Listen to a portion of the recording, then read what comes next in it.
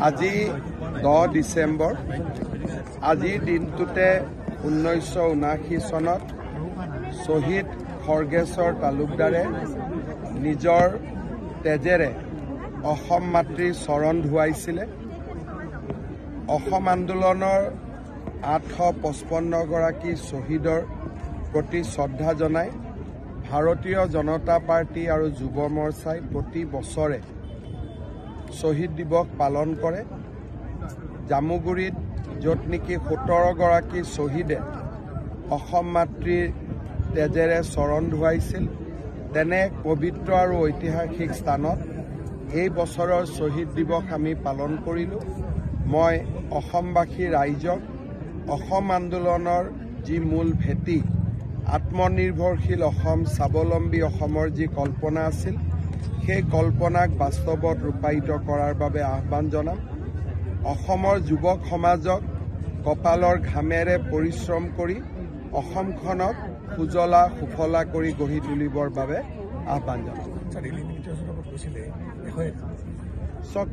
সমষ্টি যি ধৰণে পুনৰ নিৰ্ধাৰণ হ'ল, অন্তত বেছ কিছু বছৰলৈ 105 জনতকৈ অধিক বিধায়ক ভাৰতীয় অসমীয়া মূল যিটো আমি ভেটি বুলি কওঁ, সেই ধৰণৰ লোকেৰে নিৰ্বাচিত হৈ আহিব, যি ৰাজনৈতিক দলেই নহওক কিয়।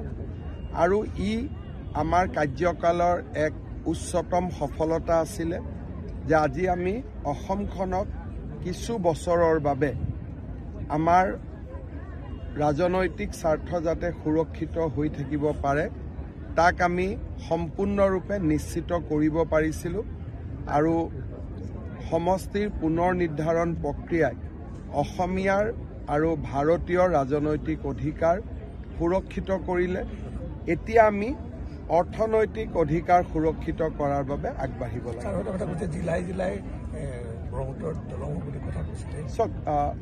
জিলাই জিলাই ব্ৰহ্মপুত্ৰৰ দলং বৰ্তমান হৈ আছে।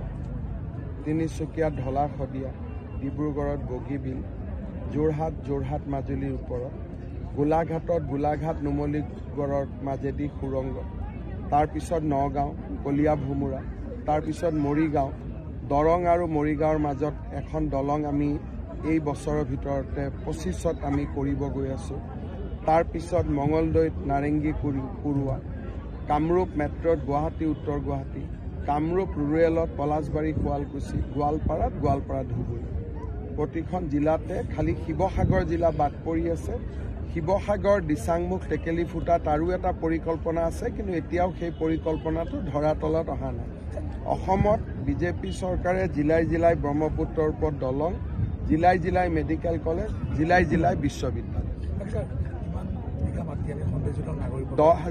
10,000 বিঘা, 10,000 হেক্টৰ, 10,000 হেক্টৰত। আৰু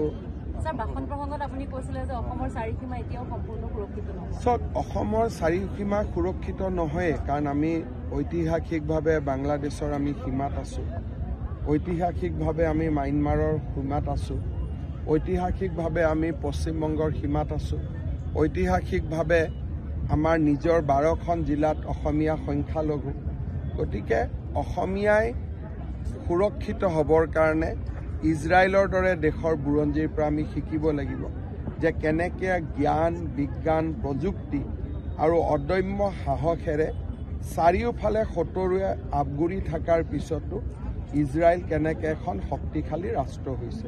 অসমীয়াই তেনে শিকিব লাগিব, আৰু তেতিয়াহে আমি জাতি হিচাপে জীয়াই থাকিব পাৰিম। হ'ব, আমি আগবাঢ়ি আছোঁ।